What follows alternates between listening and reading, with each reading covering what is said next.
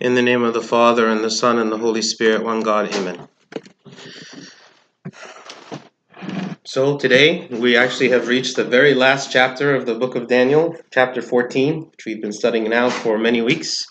Like I mentioned before, this chapter is one of the deuterocanonical chapters of the book, so it's not in the New King James Version, but you can find it in Coptic Reader. This chapter is famously known as Bel and the Dragon, and we'll explain why that is. And it's broken into two sections. Can anybody guess what those two sections are?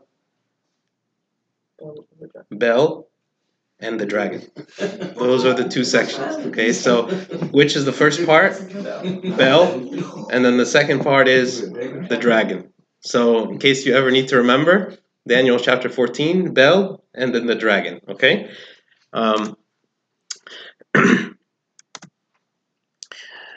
So we start out in verse 1. It says, "And King Astyages was laid to rest with his fathers, and Cyrus the Persian received his kingdom." Okay, so this kind of takes us back several chapters ago when we were talking about the Medo-Persian Empire and all the kings at the time. Okay, so King Astyages, that's how you pronounce it, he was the last king of the Median Empire. Okay, the very last king, and he reigned from 585 to 550 BC. So at 550 BC, he was dethroned by Cyrus the Great. Okay, so King Cyrus is going to be the king now that we read about here in this chapter. And what is the famous thing that King Cyrus did? Freed the Jewish people, allowing them to return. Yes, so he was the king that was prophesied about by Isaiah the prophet long ago, before he was king, before he was known, and Isaiah the prophet named him by name. Cyrus, King Cyrus, will be the king that will allow the Israelites to return back from the exile back to their home in Jerusalem. Okay, so this is King Cyrus here.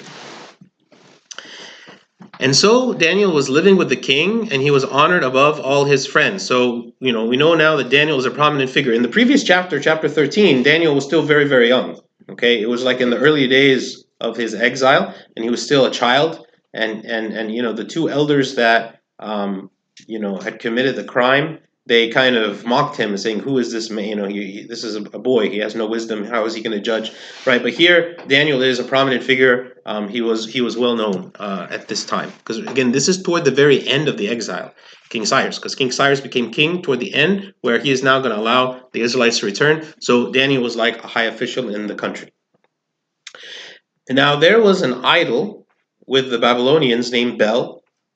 And each day there was expended on him 12 great measures of fine flour, and 40 sheep, and 6 vessels of wine. Okay, so the name Bel, does anyone know what the name Bel means? Is it related to Baal? Yes, yeah, Baal or Baal, B-A-A-L, right? We read about him in several places in the scriptures. There's one famous one with one of the prophets, famous story with Baal. Elijah, okay? And what was that story? Because there's going to be a lot of similarities actually between what we read in this chapter versus the story of Elijah and the priests of Baal. Does anyone know the story? He was challenging the priests. Okay, it was like a drought, and their priests weren't able to get the sacrifice to be consumed, but his sacrifice was consumed. So that was what you got. Yeah, so there was like a showdown, right? The priest versus priest. And so there was the priest of Baal, false god, and then there was Elijah the prophet. And essentially for Elijah to prove that his God is the true God, he made a sacrifice, and he poured water all over the sacrifice to make it like very hard for it to catch on fire. And he prayed and asked God to bring fire down from heaven to consume the sacrifice, and he did. Whereas the priests of Baal, they all were praying to Baal, asking him to consume with fire the sacrifice that they made, and there was no fire. Okay, so Bel is like a short form of the word Baal. Okay, that's used in other places. And Baal is not the name, or Bel is not the name of a god specifically, but it means Lord or Master. right? So like the name of the god is like its title, like saying that like this god is the Lord or the master of the people. Okay, so this idol of Bel was inside of a temple that was built for Bel. Okay, so it's not like out in the open, it's inside of a building, inside of a temple. And the priests, these pagan priests, what were they doing? They would do what? They would give it food. They would bring food and they would give it, okay? And the proof of the divinity, if you want to say, of Bel, the proof of the reality that Bel was really a god is because Bel would consume this food that they would give it every day. Okay? The king, Cyrus, the king likewise worshipped him and went each day to adore him, but Daniel adored his God, and the king said to him, "Why do you not adore Bel?" Okay, so the king is going there worshiping him, right? Worshiping Bel, and he's noticing that Daniel is not worshiping Bel, and he's saying, "Why do you not worship Bel?" You know, and this became like an opportunity for Daniel to respond, and he said, "What?" And answering, he said to him, "Because I do not worship idols made with hands, but the living God who created heaven and earth and who holds power over all flesh." Okay, what do you think of Daniel's answer here? Very bold. And he not only is he bold in the sense that he's living in a pagan nation. Every single person around him is pagan. Everyone around him worships Bel. And more than that, he's also speaking to the king. And the king is his boss. So like in every possible awkward situation that there could be, okay, Daniel is getting himself into it. Like imagine, like every one of those by themselves is difficult. Just think about confronting your boss at work, okay? Regardless of religion or anything, just your boss says, "Why are you not doing this?" And you're like, "Because that's ridiculous," and that's something your boss is doing, right? And you're just saying, "It's ridiculous. Who would do that?" Like that's one type of, boldness, okay? The other type of boldness is the pressure of being in an entire nation that worships this. Like this would be like as though you were like in Saudi Arabia and people were asking you, "Why do you not worship Allah and go to the mosque?" You say, "Because that's ridiculous." Okay, what is going to happen to you? Okay? And the third, okay, is because this is the king. So he is the king of the entire nation. Like he is the one that has the power to kill you, okay, for not worshiping and for just talking to him in a way he doesn't like. He has the power to kill you. So this is the boldness, okay, of Daniel. Okay, he was very bold. Now, does that mean that when we are put in a situation like this, okay, where someone is coming to ask us such a question, that this is the way we should answer? I think yeah, maybe it's in the movie or whatever, but I think Daniel had a close relationship with King Cyrus, Mm-hmm. so he can say these kind of stuff. So maybe there's less friction between him and Daniel. But let's say someone who I don't know or whatever comes to me and like says, "Okay, this is the way it is," and I'm like saying, "No, no, no. Actually, it's not." If I do it in a disrespectful way, I don't know, Disrespectful way. Yeah. then it's it's unchristian. Very good. So what the unique thing here is that the relationship between Cyrus and Daniel was very close, right? They were very close. So he's speaking to him. Compare the way he's speaking to Cyrus to the way that he was speaking to Nebuchadnezzar way early in the book, right? It's different. When Daniel was speaking to Nebuchadnezzar, it was much more formal. There was much more like in his language, things like giving honor to the king and all this, because it was more of a distant relationship. Whereas here, Cyrus and Daniel have a much closer relationship, and Cyrus trusts Daniel, right? So here, when Daniel is speaking to him, he can be very honest and open with it, and he's not saying this to belittle or to disrespect the king, but he's telling him what he really believes. That I do not worship idols made with hands, like that. Why? Like that doesn't make any sense what you're doing. Okay, just like two friends that are good friends, when they have a disagreement about something, they can be open and honest with each other. So this is an important point to understand, is when we're speaking about evangelism, we need to be bold in the sense that we shouldn't be afraid. We should never be afraid to be different. We should never be afraid to stand for what we believe, even if other people disagree with us, even under pressure. But the way we express that boldness, the way that we express that confidence, the way we express that faith isn't going to necessarily be the same everywhere, right? Isn't necessarily going to mean that we are going to directly confront people and say this to them in such a way, because other people, maybe that don't have a close relationship to us, might be offended by this. We have to remember, what is our goal in this? Our goal is to win people. Our goal is not to win arguments. Our goal is to win people, right? So my goal is not to stand up and say, you know what, in the end, I'm going to say whatever it is, that I'm going to put down the arguments of every person just to prove that I'm right. Okay, maybe I am, and maybe I can, and maybe it will silence people, okay?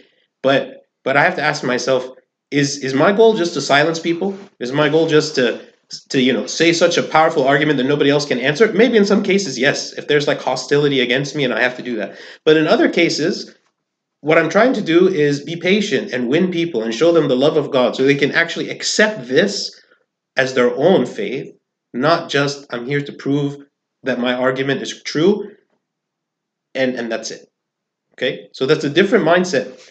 The mindset of I'm here just to defend my faith and defend this. Okay, that's one. And there are cases where I have to do that.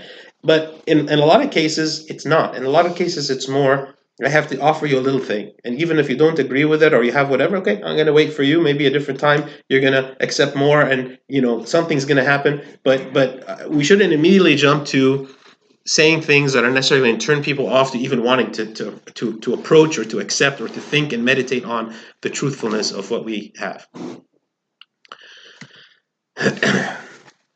So what did the king say? It says, and the king said to him, does not Bel seem to you to be a living God? Do you not see how much he eats and drinks every day? Right. So the king's defense of why Bel is living is because they're offering him food and he's eating the food, in the sense that the food disappears. Where is the food going? I mean, they offer the food and the next day the food is not there. Then Daniel said, smiling, and this is cute, kind of how it says he's smiling, like he's smirking a little bit, like he's so like, amused that this is the king's response. He says, O king, do not make a mistake, for this one is clay on the inside and brass on the outside, and he has never eaten. He's never eaten. Again, it's a bold statement, and he's saying he's making like a challenge, okay? Because he sees the opportunity of challenge, is saying, okay, you think that Bel is God because he eats and drinks. So for me to prove to you that he is not God, for the next thing maybe that you need to believe that maybe my God is the true God, is I will demonstrate to you that this reason on which you base your faith is not true, okay? And this is, again, another technique of evangelism. Is somebody says the reason I do not believe or the reason I believe is this. So then if we focus on that reason, right, and we find a reason to disprove it or to prove it or to whatever, then we say, okay, now on what basis then, right, do you believe? So Daniel said, okay, you believe now that this is eating and drinking. I'm saying no, he's not eating and drinking, okay? And the king being angry. Now see this here, you can see the close relationship and the trust that King Cyrus has for Daniel. So now Daniel has told him, no, he's not eating and drinking. So the king, being angry, called for his priests and said to them, if you do not tell me who it is that has eaten these expenses, you will die. So what is he saying? He was not angry at Daniel then. Yeah, he was not angry at Daniel. Oh, okay. He was angry at who? Just thinking about The priests, right? That's how much the king respected Daniel, right? Because he said, if Daniel is coming to say to me that this idol actually does not eat or drink, then he's questioning. He's like legitimately questioning. And this is a big difference that we see in King Cyrus than we see in the other kings that came before him. King Cyrus is extremely flexible. And the other thing with King Cyrus is he's very honest and sincere, right? Many of us and many people are very rigid, right, in the belief. Right? When you go into a religious debate, when you see one of these Christian or atheist debates or whatever, you would never expect at the end of the debate the atheist is going to be like, you're right. I never considered all of this evidence and I'm going to convert to Christianity. Like, that's never going to happen, right? And it's very hard to convince people because a lot of times people are already have decided they're going to believe something regardless of the evidence, right? Regardless of the evidence. We say that maybe I believe this because of the evidence, But sometimes people believe things regardless of the evidence. It doesn't matter what you say. I'm always going to find something to rebut, something to pick apart, something. I'm not going to accept what you say simply because I choose. I've already invested my entire life into believing a certain thing, and it's just going to be too much effort, too much pain, too much whatever to completely change that to believe something else. So I don't want to consider the evidence. I don't want to consider.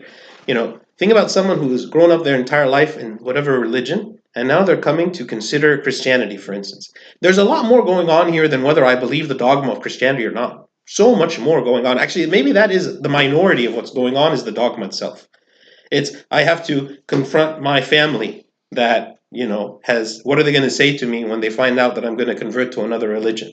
I have to confront my upbringing. Like, does that mean everything that I've been taught was wrong? Does that mean I've been living my life in the wrong way, with the wrong belief, with the wrong understanding? Like, there's so much that goes into conversion, right? Beyond just, do I believe in the facts of faith that you are presenting to me?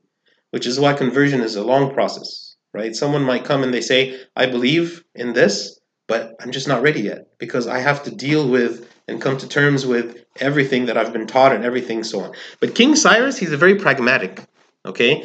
He's like, immediately somebody tells him, no, this is not true. Okay, show me. And he is like, and you see why King Cyrus was the one that allowed the Israelites to return, right? But he's not gullible.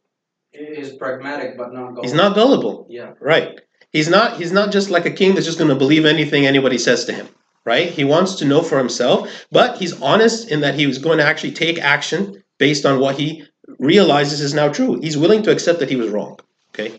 Yeah, he was proud. He was proud because in chapter 6, he allowed the scarabs, or I don't remember, to make the law that you cannot worship anybody but Cyrus. He still has some flaws. Of course. I mean, of course he had some flaws, but since then he's grown, and he has a more like appreciation for Daniel and trusting in his word, So he's speaking to the priest now.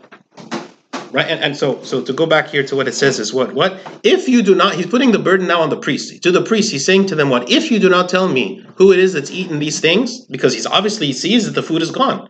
So either Bel is eating the food or somebody else is eating the food. And if it's somebody else that's eating the food, well, whose responsibility is it? The priests are the one bringing the food. So obviously if they're the ones eating the food, then this whole thing is a hoax, right? Perpetuated by the priests, because it's like job security for them. As long as they are showing that Bel is eating the food, and they're the ones offering the priests, the priests are offering to Bel the food and everything, and they have it, they're like important. This is the spiritual life, the religious life of Babylon, or of the Persians here, right? So this is important to the priest. But if you can show that Bel has eaten these, Daniel will die because he has blasphemed against Bel, right? So it's not like he's, like Fedi, like you're saying, like he's not. He's not just interested in people pleasing, if you want to call it that. He's not just interested in my buddies. What do my buddies say? If my buddy says this, I'm going to go with this, even if it's objectively not true. Or this other person says this. No, he wants to know the truth. Cyrus, he wants to know really what is the truth. And whoever's lying to me is the one who's going to be punished, right? Because somebody's lying. Either Daniel is lying, or these people are lying, the priests. So in the end, he's going to get to the bottom of this, okay? So, but if you can show that Bel has eaten these, Daniel will die because he has blasphemed against Bel. And Daniel said to the king, let it be according to your word. Okay? So the king was unbiased. He really wanted to know the truth. He wasn't satisfied just with going through the motions. Okay? And everybody and this is why, again, it kind of sets up a scene, kind of like Elijah and the priests of Baal. Because now you've got essentially whoever is going to prove that their God is the true God, they're going to be victorious, and the other one's going to die. It's setting up two gods versus each other, essentially. Okay, and Daniel is very confident. He says, "Let it be according to your word." Okay, so Daniel was very smart and very discerning and very clever, right? Because he already knew what is going to be the way that the priests are deceiving the king, and he already has that in his mind. You're going to see that play out. Okay. How do we know that? Is it just because based on the end, or is just? Well, you're going to see what Daniel's going to say. Okay. Because Daniel's actually going to say something now, and he's going to say it only to the king without the priest knowing. That's going to show us that he's kind of aware of what's going on and not saying anything. Okay. Now the priests of Baal were 70. Notice they're also 70. Okay, because with Elijah there were 70 as well. The priests of Baal were 70, besides their wives and little ones and sons. And the king went with Daniel into the temple of Baal. And the priest of Baal said, "Behold, we are going out." So the priest put behold, we are going out, and you, O king, set out the meats and mix the wine and close the door and seal it with your ring. So it says, well, we're not going to be involved. You've got all the food. Put the food, everything, set it up, right, for Baal, and then close the door, seal it with your ring, so you're sure that no one is going to come in. And tomorrow we're going to see what is going to happen. Okay? And when you have entered in the morning, if you have not found that Baal has consumed all, we will suffer death, or else Daniel will, who has lied against us. But they had no concern, because they made a secret entrance under the table, and they always went in through it and devoured those things. Okay, so it's telling us now, how is it that they were doing this and getting away with this, is that the priests would put the food in the temple, and then secretly at night, they would come in through a secret entrance, eat the food, so that the next day people would think that Baal is the one that ate the food. And so it happened, after they had departed, that the king set the foods before Baal, and Daniel commanded his servants, and they brought ashes, and he sifted them throughout the temple in the sight of the king. And as they left, they shut the door, and after sealing it with the king's ring, they departed. Okay, so what happens here? What happened? He put a light coating of like powder down Yes, after the priest had left. He basically set a trap. yes. And so what was he trying to find? Footprints. Footprints. Right? So he says, what if people are coming in and eating this food, obviously they were going to have to disturb, these ashes that he's being put on the ground. Okay, so he's going to do this, and he did this. He told this only to the servants, and he didn't say anything to the priests, obviously, so they would be unaware of what's going on. It was very clever. But did you know before the fact that they're getting through a secret? Well, he didn't necessarily know how they were getting in, but somebody must have been getting in because because he logically thinks this is someone has to eat the food. Yeah. So someone has to be getting in one way or the other. So even if he didn't know the specifics, the other thing this shows us is the faith of Daniel. Like Daniel was so 100% sure that Baal was not a god, right? That he was willing to stake his life on it without even really understanding how this was happening. Sometimes in modern times, people hear about like there's some kind of miracle that happened in some other religion, right? You hear about things, somebody, like miraculous things or, magical things and things that, have no like natural explanation. There's like some supernatural stuff. And people think, well, I don't understand how that's happening, and so it's a miracle. So people go after it. People go after what like miracles, even though it's going against our faith. Like we don't believe that that's miracles. We can understand what it is. Maybe we can't understand why certain things are happening in the world the way that they are. But according to our faith, we believe that that's false. Like a perfect example is people that go after people that claim to be Christ, for instance, right? There are people that claim that they are Christ and they do what appears to be miracles, right? Or like in Pentecostal churches, for instance, people like, speak in tongues and do miracles and stuff all the time. And some people claim to be, different people. But if we know that those things are false, we shouldn't be carried away with like the wonder of how is it they're doing it must be true, and people with weak faith that go after these things, right? Because here Daniel was strong in faith. He just knew as principle. As principle, Baal cannot be a god.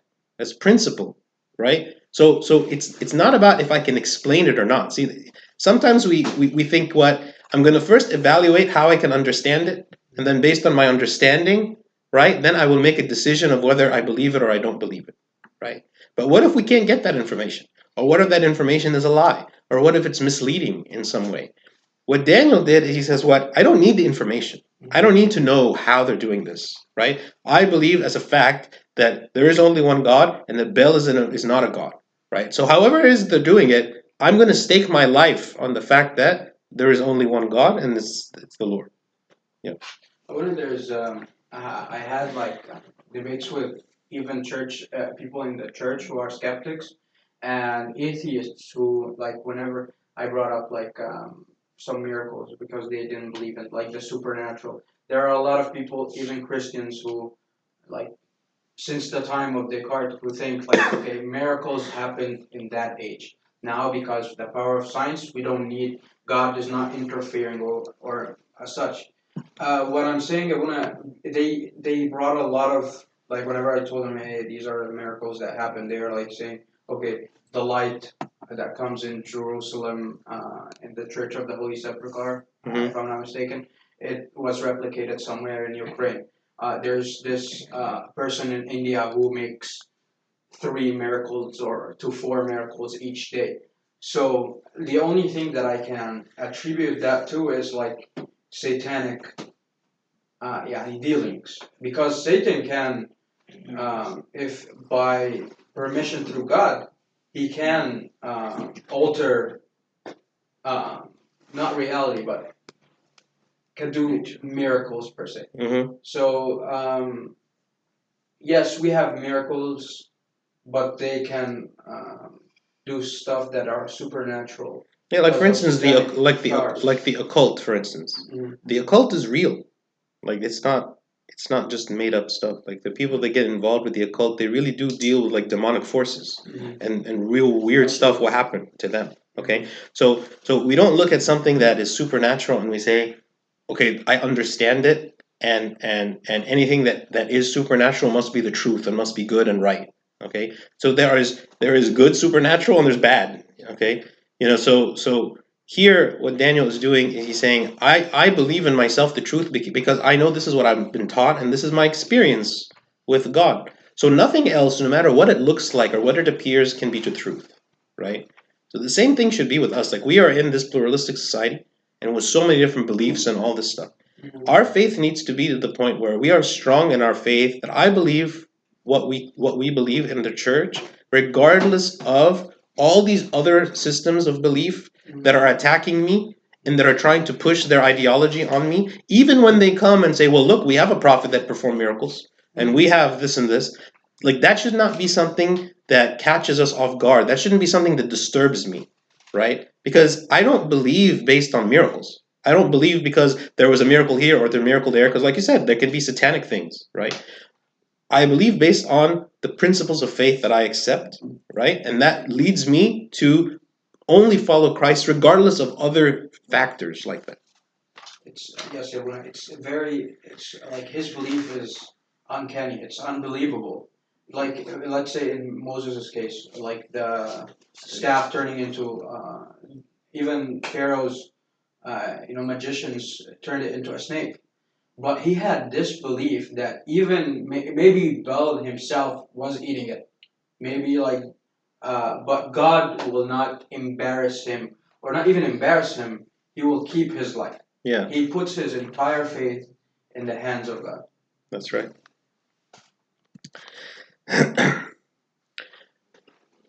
But the king arose, so now it's the next day. But the king arose at first light, and Daniel with him. And the king said, are the seals unbroken, Daniel? So was the seal on the door unbroken? And he answered, they are unbroken, O king. And as soon as he opened the door, the king stared at the table and cried out with a loud voice, great are you, O Bel, and there is not any deceit with you. And Daniel laughed, and he held back the king so that he would not enter. And he said, look at the pavement. Notice whose footsteps these are. And the king said, I see the footsteps of men and women and children. And the king was angry. So he realized that he had been duped this whole time, right? Because it said earlier that the priests had many like wives and children and so on. So this was like the family business. Okay, the family business was the business of religious deception. So they were doing this, and this was their livelihood, and this was their position. This is their role in society is to keep this ruse, and everyone is believing this. Think about those priests themselves. Their entire life was dedicated to a lie that they knew was a lie, right? Who is it that they were worshiping? They weren't worshiping Bel. They knew that Bel wasn't really a god, right? Their whole life was focused not on the truth or finding the truth. Their whole life was focused on, I just want to get ahead. I just want to have money. I just want to have position. I just want people to respect me. I just want whatever. And they were willing to live this life and this lie indefinitely. So what did the king do? Then he apprehended the priests and their wives and their sons, and they showed him the secret doors through which they entered and consumed the things that were on the table. So the priests confessed now that there was nothing they could say. So they showed him how they are getting into the temple secretly. Therefore the king slaughtered them and delivered Bel into the power of Daniel, who overturned him and his temple. Okay.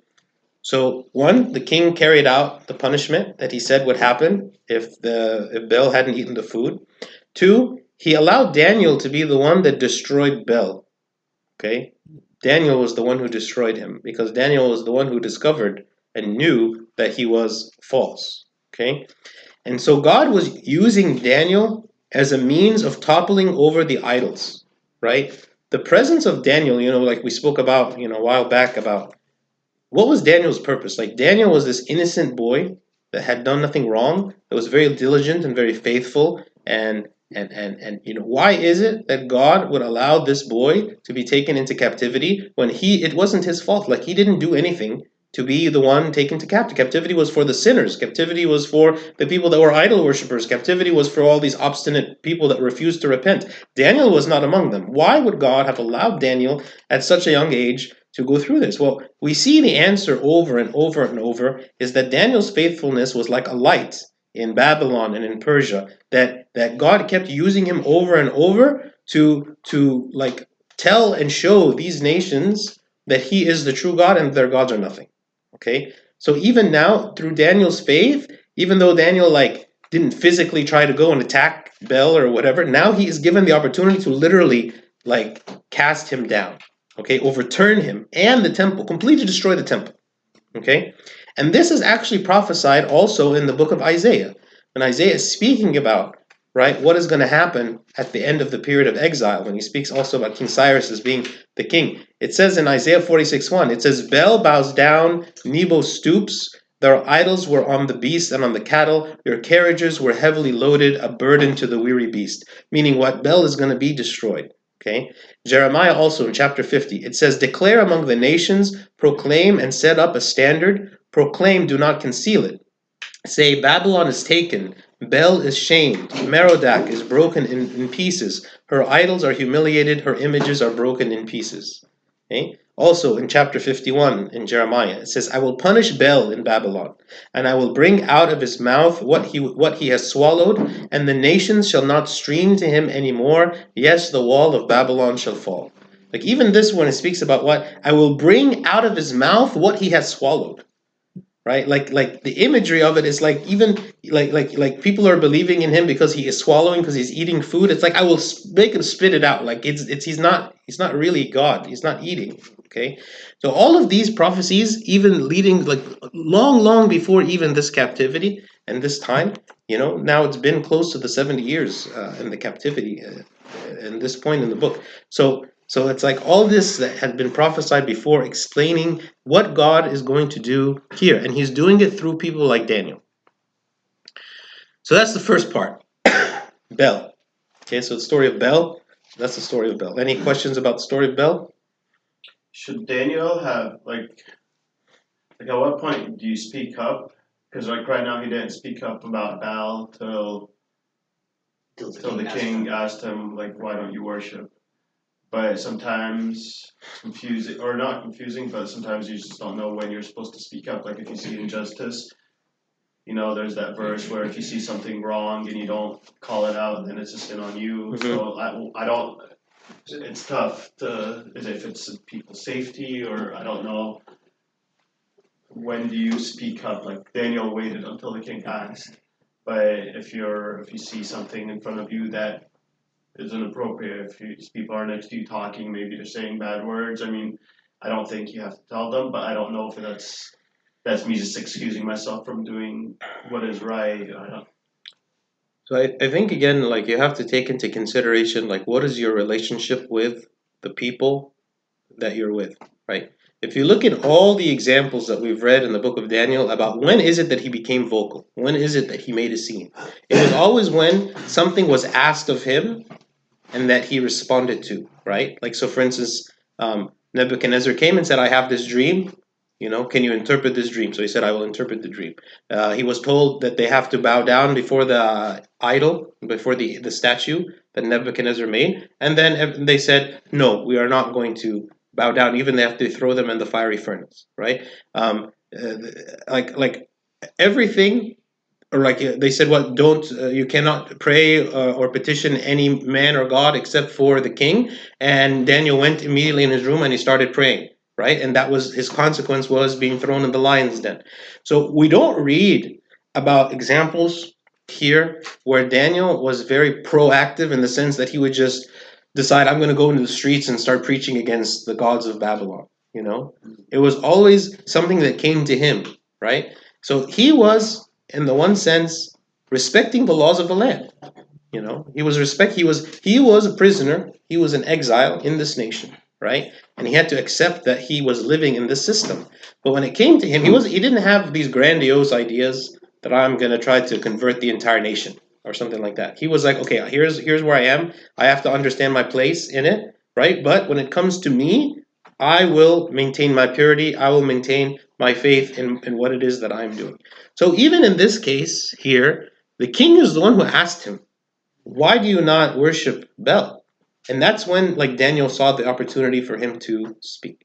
So I feel like in the setup that he's in, because he is like subservient and a captive and an exile in this nation, the way that he chose was through his own actions about himself, like through people coming to him and through his own example. That's when, like, he had the opportunity to affect the people around him, as opposed to being kind of going after everyone. Because I mean, in the end, like, if he were to go to kings or people or whatever and just tell them, you're wrong, what you're doing is wrong, like, would they accept it? And especially coming from like a captive, like, are they going to accept it? So instead, Daniel was able to make an impact simply because he was faithful, and God is the one who glorified Daniel because of his faith that he had, as opposed to Daniel trying to just reveal. Now, that doesn't mean that that's always the way.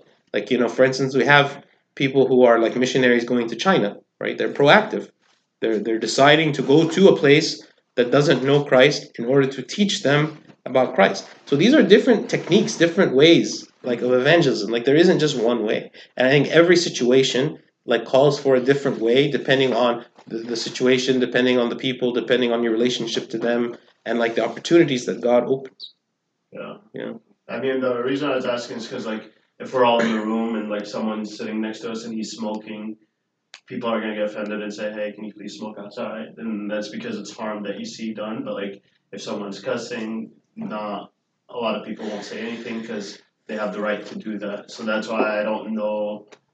Like, I think about that every once in a while because I don't know if that's like on something I should. Because you read that verse and then you think, okay, well, am I supposed to speak up and say something? But even like with the smoking, like, let's say you're in a room where there's one person smoking. Okay, it's easy because everybody is in agreement that you shouldn't be smoking now. So you feel like if I say something, I'll have the support of the people. But let's say you're in a room where everybody's smoking except you.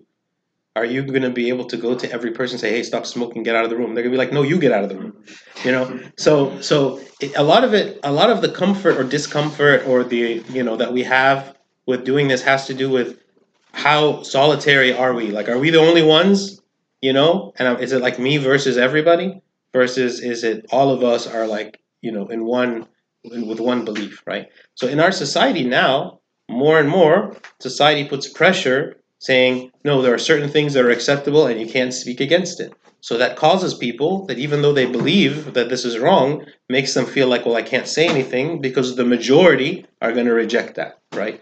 So number one, that shouldn't be what sways us. But on the other hand, we should also take that into consideration because the goal is, I want to find a way that is effective to help this person overcome this. Maybe in the case of smoking in a room, the reason I'm telling that person to leave the room is not because I'm looking for the salvation of that person or the health of that person. It's just we are bothered by the smoke, right? So the when it comes to like the spiritual life, when it comes to faith, right? What we're looking for is the salvation of that person, not just I'm personally offended by you. It's I want your salvation, and this is important. Like when we say about things, related to like moral issues, right? I shouldn't be speaking against moral issues because I'm personally offended by your lifestyle. It should be because I want you to have salvation, and the way that you are living is the wrong one. It's leading you in the wrong direction, right? That should be our motivation for speaking to others, not simply because I'm upset at what you're doing. Just a question. Was Bel a god before King Cyrus became king? Was a god all the time, or is just when a king comes in, bring it their own god with them? No, I think he was for a very long time. Then why Daniel just came right now to do this subject? Why didn't happen in the past? I mean, it's So Bel was a god for a long time, and actually Yeah. we spoke about him. so the incident of the food probably happened for a long time, not just right now. As far as this specific temple and the way that they were worshiping Bel here, I'm not sure. But yeah, this is the first place that is mentioned. But you know Bel for a long time before King Cyrus. Yes, because King Cyrus came on the scene only recently here. Yeah. I think I wanna just to address what now you're saying. Like missionaries or like even people who like I think to preach, it has to be like a direct order from God or like commandment from God. Like I think of Moses. Yeah, they were living there. They weren't trying to convert, and even Christ said like, "Witness to me in Jerusalem, Judea, Samaria, and all and rest of the world." So I think where God speaks to us right now is through the Holy Spirit. So we would see like the Holy Spirit if we have this kind of spiritual life that Daniel has, then it will push them to okay, I need to move or I need that's the spirit of discernment. That's certainly true, and Daniel for sure had loads of that discernment, and we see that even when he was a young boy, all throughout his life. Like that's one of the gifts that God gave him. Yeah, for sure. Okay, so this second half of the chapter is the story of the dragon. Okay, this actually was written as a separate story, but it was kind of like put together with this one. Because there's some similar themes to like these two stories. So here, when we speak about the dragon, okay, it says, "And there was a great dragon in that place, and the Babylonians worshipped him." So this is a different god, okay, and this is an actual live creature, okay. The word in Hebrew for that's translated dragon here means either snake or serpent, okay. So it's believed like it was some kind of serpent, okay? Not a statue in this case. And the king said to Daniel, "Behold now, you cannot say that this is not a living God. Therefore adore him." Okay? Why? Why is he saying this? And what does this tell us about the king?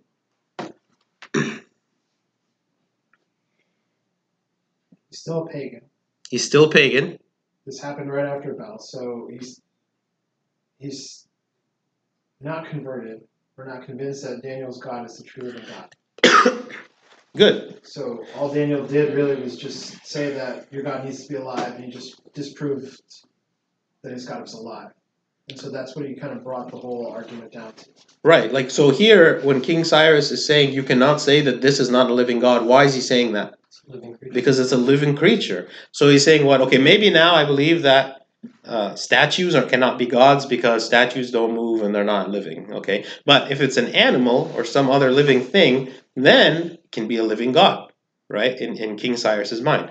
So as we saw with the previous kings, like for instance Nebuchadnezzar, every time Nebuchadnezzar saw some miracle, something like happen with Daniel, and then Nebuchadnezzar would come and say, "Blessed be the God of Daniel, and everyone must revere and worship the God of Daniel." Okay, fine, but it doesn't change his entire worldview to abandon everything that he believed to just believe only in the Lord, right? Because that's a bigger step. That's a bigger thing. Is to say, well, not only do I believe in your God, but I believe that your God is the only God. Well, how do you explain the moon and the sun and the agriculture and the water and the atmosphere and how do you all these things that had their own gods associated with them? You're wanting me to believe that all these things are actually only one God. Well, where did all these other gods go? What happened to them, or where did they come from to begin with? Right? It's difficult for somebody in that time to accept such a thing. So it was much easier for them to accept that, okay, your God is a real God because we already believe in many gods. Okay, maybe there's a God I didn't hear about. Maybe there's another God that is around. Even in the time of the New Testament, when St. Paul, he went to Athens and he found the tomb of the unknown God, or sorry, the temple of the unknown God. Who is that God? It's very easy to believe that there's an unknown God. There's just gods we don't know about. I mean, they have hundreds of gods. What are the odds we know about every one, maybe? Right? Okay, so there's one more. Right? That's not that big a stretch.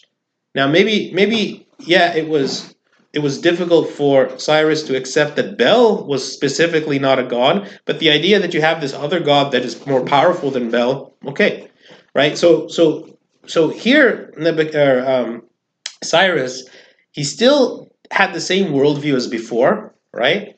But one small thing changed in his mind, and this is very common. The idea that when we find things that don't conform to our worldview, okay, the first reaction that we have is what? Reject them. Reject them, explain them away, say that, it's a misunderstanding, it can't be true, somebody's lying to us, whoever's reporting this is crazy. I mean, when you think about even when it comes to Christianity, when people see miracles or see something like that, right, that's the examples they give. There has to be a better explanation. No, I don't accept. And so people tend to want to maintain their worldview, even in the presence of evidence that goes against it. We find some excuses to dismiss it. Okay, that's the easiest thing. So it's not easy for it's not easy for someone to convert, because essentially you have to say the evidence is so overwhelming that I have no way to accommodate it into my own belief system, that I have to change my belief system. Okay, so here King Cyrus has still not changed his belief system. Okay, so maybe Bel was a farce, but not all gods are farces. Not all gods are fake. There still has to be something. It's not just the Lord only, right?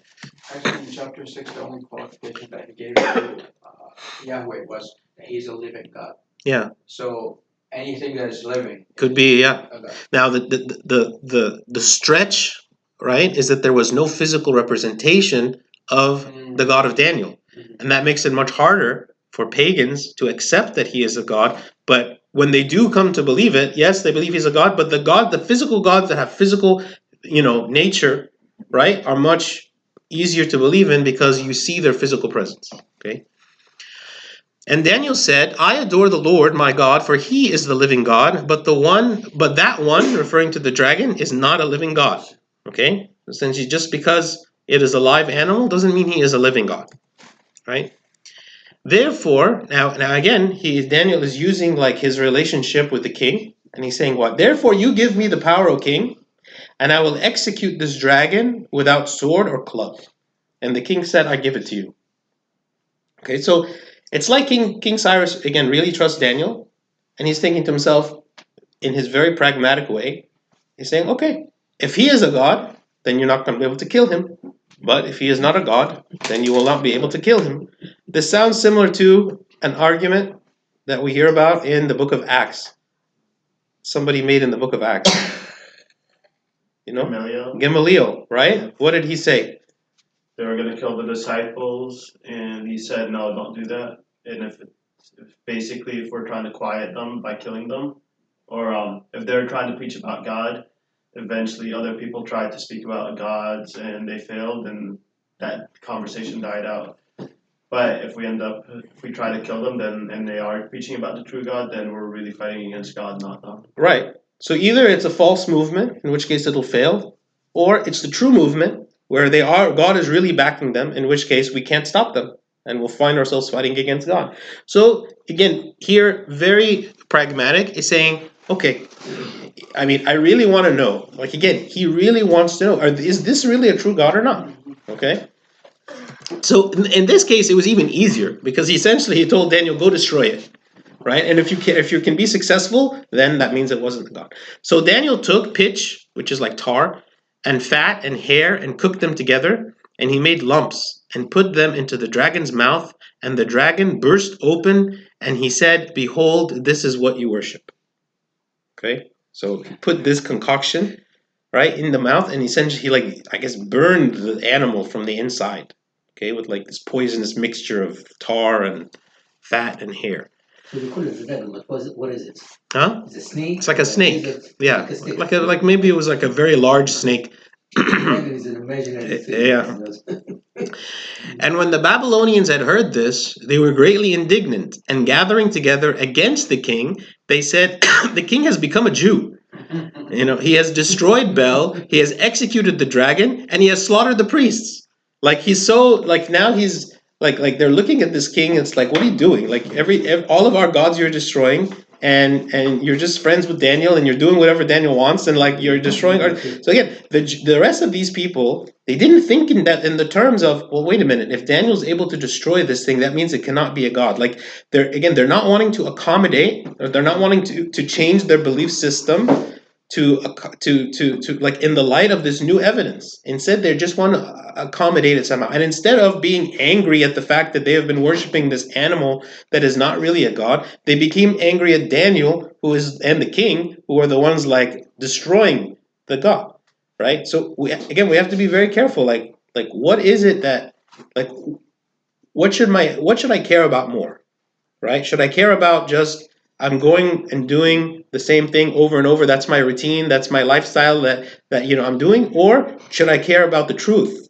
Right? Maybe what I'm doing is not the truth. Maybe what I'm doing is wrong. Maybe there's something wrong in my lifestyle, and I have to fix that. I have to change that. Right? Even if it's uncomfortable for me. Okay. And it's funny that they're accusing him of being a Jew. And when they came to the king, they said, "Deliver Daniel to us.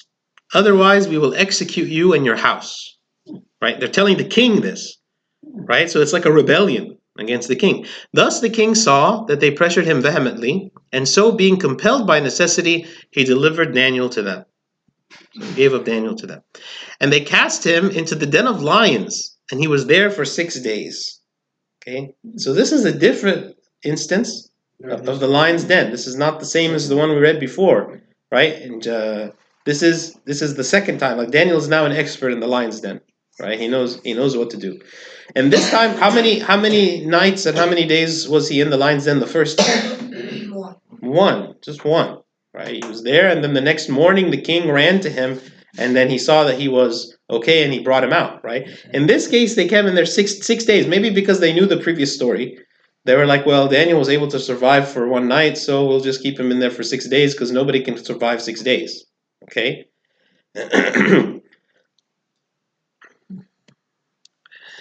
Furthermore, in the den there were 7 lions, and they had given to them 2 carcasses every day and 2 sheep, but then they were not given to them, so that they would devour Daniel.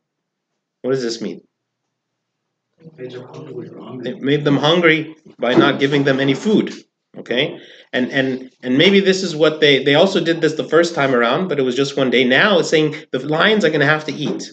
We're not going to give the lions food for 6 days, and the only thing they're going to have to eat is Daniel. So they must eat him.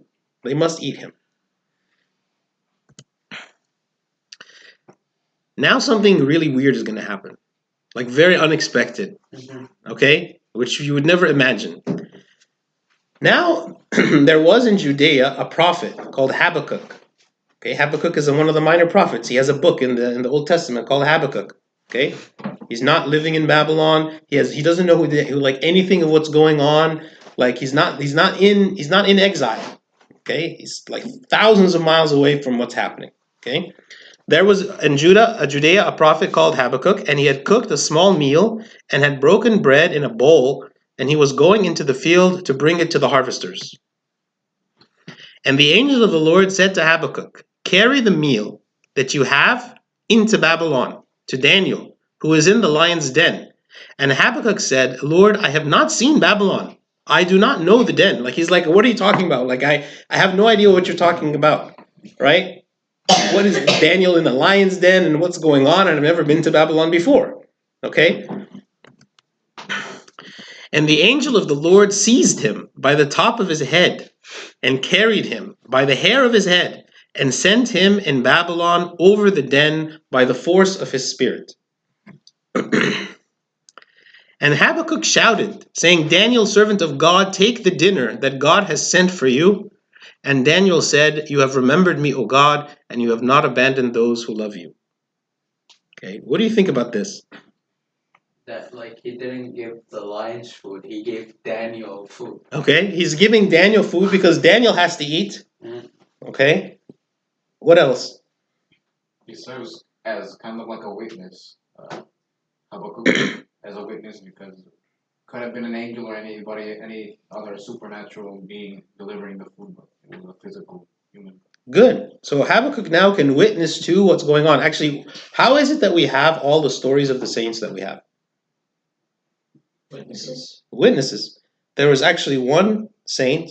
His name is Saint Julius. Okay, this Saint Julius, he was like the chronicler of all the lives of the saints. And whenever there would be, not 100% of the saints obviously are this, but during that era of his life, like I think in the 3rd century, in the 3rd century, he was be like this famous man who, whenever there would be a person being martyred, God would reveal to him that this martyrdom is happening, and he would travel there, and he would record all the details of the life and the martyrdom of the saints and so on about that saint. And then another saint would be martyred. He would go over there, and he would do the same over and over and over until he himself was finally martyred. Okay? So here, one is Habakkuk is a witness. He's seeing like God is working in Babylon just as he is working in Judea. God is working with Daniel, and he is, he's seeing all the stuff that's happening, right? Keep in mind, we are getting close to the time now where the exiles are going to return to Jerusalem, right? They're going to return to Judea again, okay? What else?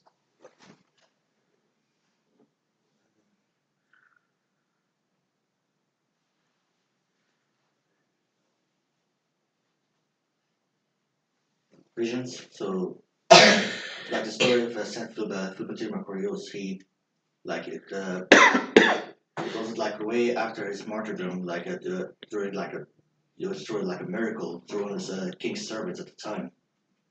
Like he was praying for like the healing of the king's daughter, and the Saint Philip appeared to him. It was for visions. You mean that Habakkuk? So, but I don't get the point. You mean The original question was, how do we know about the saints? No. Now I'm saying, what are some other reasons why, like, God would use Habakkuk in this way? As a kind of like an example for the Persians with that. That they probably saw this person giving Daniel food. So they might have seen him, but even if they didn't see him, like there is a story now that Daniel can talk about to the king, like when king asked him after this, like, how did you stay alive? He says, well, Habakkuk from Judea came and all this happened. Like it's obviously something, again, it glorifies God in the way he did it, right? What else? The man happens to be from where he is from, the region where he's from. So I guess could there be like a connection with this is a dog? Because I have understood the only people at that time that believed in a monotheistic God, or that one God, would have been from that region. Mm-hmm. Might have helped prove his case that this was the one God. Okay, maybe, yeah. So part of this is God is using like the other believers to help the people. Like again, God could have just sent an angel, right? And that was it. So like God is using like the church, members of the church, to help other members of the church. Like God is using us to help one another, right? And he wants us to be aware of each other's plight. He wants us to know the suffering of the other people and to say, you know what, it is in my ability, it is in my power to help those who are suffering, right? Because God uses us as, if you want to call it, the miracle workers, like the ones who are actually doing God's work. It's not everything is a miracle. It's not everything God is doing it supernaturally, right? If you think about even like establishing the church, okay, who established the church? It was the apostles, Because Christ, all Christ did is he trained the apostles what to do. And he told them what to do. And then only the church started to spread and be established after Christ's ascension. Right? So it's like Christ himself didn't even do it himself. He trained and taught and gave obviously the grace to the apostles to do it. But the apostles are the ones that did it. Right? God wants to work through us. Right? He wants to work. Actually, you know when the apostles were seeing the miracles of Christ, what did Christ tell them? He said, "You will do greater things than these." Like, can you imagine Christ is telling the apostles, "You're going to do greater things than I'm doing"? Like how is that possible? You know, that we would do, like God is saying, through the work of the Holy Spirit in you, you will do more than what I did. Right? Because obviously it's God working through the church. But God wants us to work, right? And he works through us to accomplish things like this. Another reason is, what did Habakkuk speak about in his prophecy? Okay? One of the main themes of the prophecy of Habakkuk is Habakkuk was questioning God, and he was saying, how is it that you could allow your people to go into exile? Okay? And read this in Habakkuk 1:13. It says, Habakkuk is speaking to God. He says, "You are of purer eyes than to behold evil, and cannot look on wickedness. Why do you look on those who deal treacherously, and hold your tongue when the wicked devours a person more righteous than he?" He's saying what? It's like the people of God are like the righteous people. People of God, they are God's people. And those people who are the enemies of God, they're the ones who deal treacherously. They're the ones who are wicked, are coming to devour the people of God. So Habakkuk struggled with this idea of why is it God is allowing these wicked people to excel, to overcome his people, right? To overcome the people of God. So also this was maybe a way God is communicating to Habakkuk, right? He's saying what? You believe, or you're questioning, why is it that I allowed this? But even those people who are in exile, I'm still with them. Like, I'm still supporting them. Don't think that just because the people went into exile that I've like abandoned them and that I'm not their God anymore and that I don't serve them anymore and that I've forgotten about them. No, even while there are righteous people that are there, and I'm still supporting them and I'm still helping them. So don't have this view, right, that it's like I've allowed the wicked people to destroy my people. Okay? So now after Habakkuk came, it says, "And Daniel arose and ate, and then the angel of the Lord immediately returned Habakkuk to his place." And so on the seventh day, the king came to mourn Daniel. And at this point, like the first time in the lion's den, the king rose up early in the morning and ran and wanted to see, Daniel, did your God save you? Like he had some kind of hope that maybe Daniel could be saved. Here on this day, it's like the king doesn't even believe that it's possible that that Daniel could even be alive, right? So on the seventh day, the king came to mourn Daniel, and he came to the den and gazed in, and behold, Daniel was sitting in the midst of the lions. And the king cried out with a loud voice, saying, "Great are you, O Lord, the God of Daniel." And he pulled him out of the lion's den. Furthermore, those who had been the cause of his downfall, he hurled into the den, and they were devoured in a moment before him. Right? It's exactly like the first time. After those satraps and governors that had conspired against Daniel and had him thrown into the lion's den, and after he wasn't consumed by the lions and he came out, the king threw in those people who were like behind the conspiracy against him, and it said what? That before their bodies even fell to the ground, the lions had already consumed them.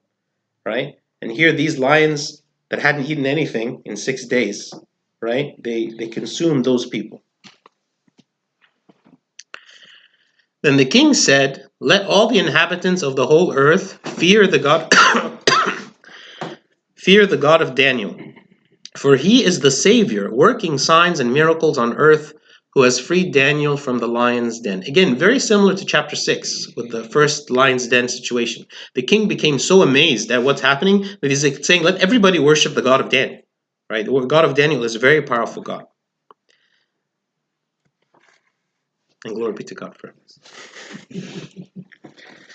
Any questions about this chapter?